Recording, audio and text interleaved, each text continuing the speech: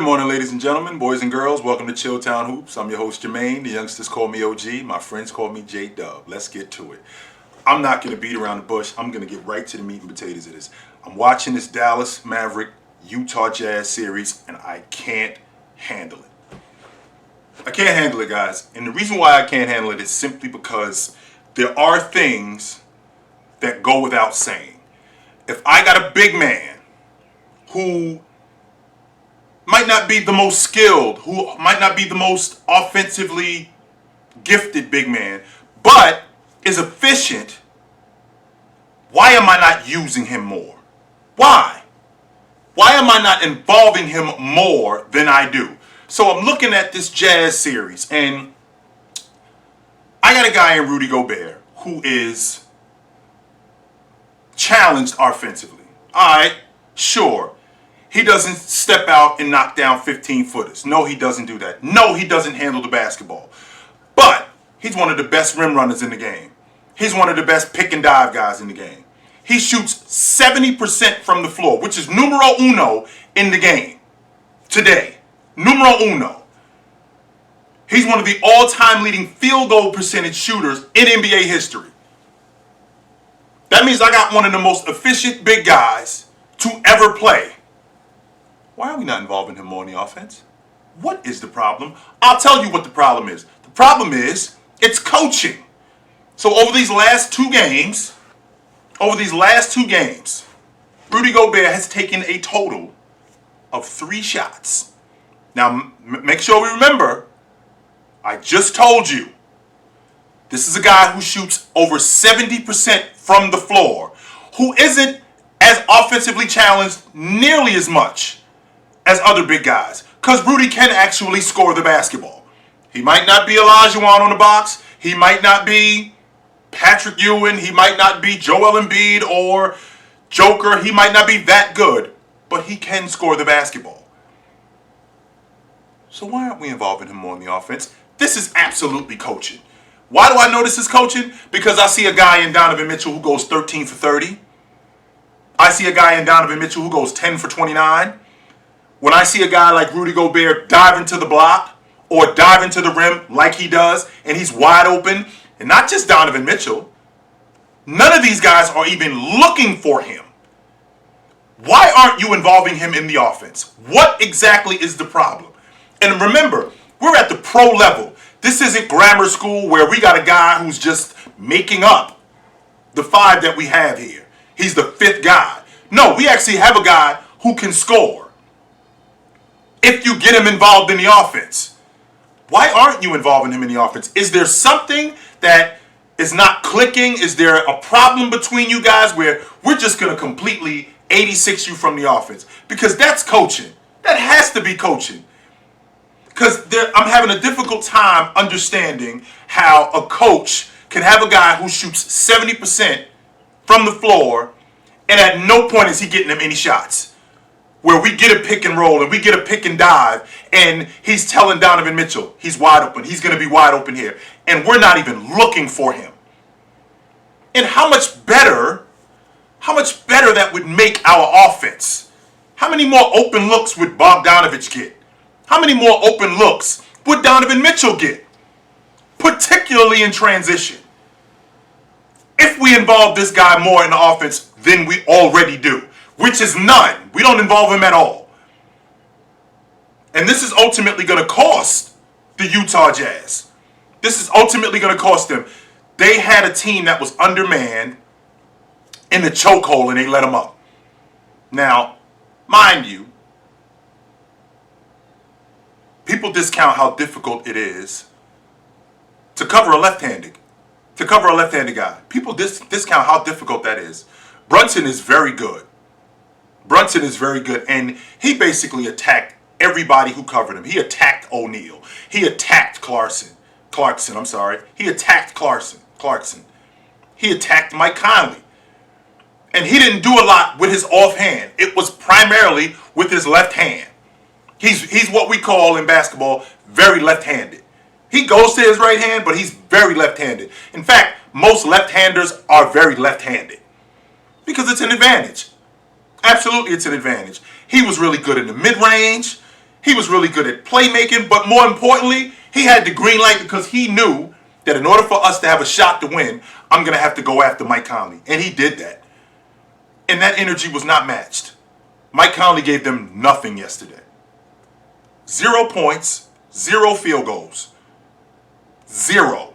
He gave them nothing. Is Mike Conley over as a starting point guard on a playoff team? I'm not going to say he's over, but what I will say is I think he's on the other side of that. And I think he's nearing the end of that. I have such a difficult time with Rudy Gobert being labeled as trash when I just don't think that they're using him correctly. Simply because what I saw last summer in the Olympics and how that French national team used him and how much better and how much more efficient he was with them. And how much better Utah would be if you involved him more in the offense. Nobody's saying that you gotta run action for him where he goes one-on-one on a guy on the block. That's not his game. But if you involved him more in that offense, you guys would be so much more better. You guys would be so much better offensively. So much better. I don't think it's a question. Now, am I expecting Kleber to go, 8 for 11 on the long ball? I mean, we're talking about a guy who had one of the worst shooting slumps coming into the playoffs. He had 17 uncontested threes in this series. 17. So, of course they're going to leave him open because again, he came into the playoffs with one of the worst slumps of his career. So, he's looking like that guy. Now, do I expect him to go 8 for 11 again? I don't. I do not expect him to go 8 for 11 again, just like I don't expect Brunson to go for 41 again. But I think that the Jazz squandered a huge opportunity to take command of this series, and they didn't do that. And now they find themselves in a dogfight. Absolutely, they do. I've said this already. I don't think that I have to touch on this Philadelphia series too much. This isn't something that has to be complicated. It's just not. I think that Van Fleet has been outplayed by Maxey, particularly in transition. Maxey just looks fresher. He looks sharper than Van Fleet. And he clearly has outplayed Van Fleet in this series so far. And he's made up for a lot of what James Harden has not done. I mean, James Harden is barely shooting 30% in this series from the floor. He's shooting the long ball efficiently, but he's barely shooting 30% overall, which is who James Harden is. So this is not something that's a surprise. This goes back to what I talked about when I said that James Harden has shown me no evidence to make me believe that he's an elite player in the playoffs over the years. Because over the last couple of years, he has shown me that he will wither. And I think that he's showing that right now. He's absolutely showing that right now. So, I still think that Philly makes quick work of these guys. I think that Tobias Harris has been matching what Siakam has done, which is kind of ironic considering Maxey, which is ironic considering Tobias Harris has been outplayed by Siakam in the playoffs. Not in the playoffs, in the regular season. He got clearly outplayed by him. So, I thought that same energy could be brought in this series, only except Tobias Harris has matched everything that Siakam has done. Now, I think that we're going to get a different game plan. I definitely think that we're going to get a different game plan in Toronto, but I still think that the result's going to be the same. And the result's going to be the same simply because, like I said, I have Akeem Olajuwon and you don't. That's the difference. As far as the Warriors, the game plan is simple. We're going to jump Joker. And not only are we going to jump Joker, we're going to jump Joker and we're going to make the rest of you guys beat us. And in the process of making you guys beat us offensively, we're going to make you guard, and we don't think that you can do both. We don't think that you can do both. And it's shown, it's been shown that you can't do both. Jordan Poole has been not a sight for sore eyes. Jordan Poole has been a bright spot for this team. He makes Steph Curry, he makes Klay Thompson, he makes those guys look so much better because of the threat that he is offensively. I think that Golden State should, I think that they'll make quick work of these dudes too. I thought that it could go 6, but I wouldn't be surprised if Golden State beat these guys in 5. I think Draymond Green one-on-one, which is surprising me. I thought that he would do a good job on Joker. I didn't think that he would do this kind of job on Joker. He's completely, when he's playing against Joker, Joker has missed 19 out of 25 shots. Joker shoots over 50% against everybody else. But one-on-one against Draymond, 6 for 25. That's before they jump him, by the way. So I'm looking at what Draymond brings to this group. Defensively, he's their anchor. No doubt about that. So I had this series going 6, but I wouldn't be surprised if the Warriors beat them in 5 games. That wouldn't shock me one bit. And I think that the Warriors move on. I had the Jazz, and I had screwed it up because I thought that the Jazz would.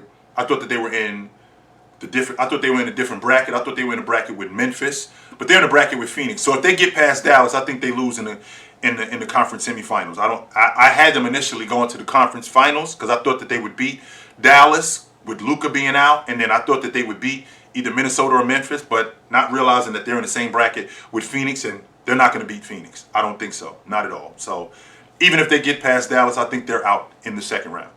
But the Warriors are one of the better teams in the game in the second half, and they jumped on Denver in that third quarter. Jumped on them in that third quarter, getting 31 points from Poole, Clay, and Steph, just in the third quarter alone.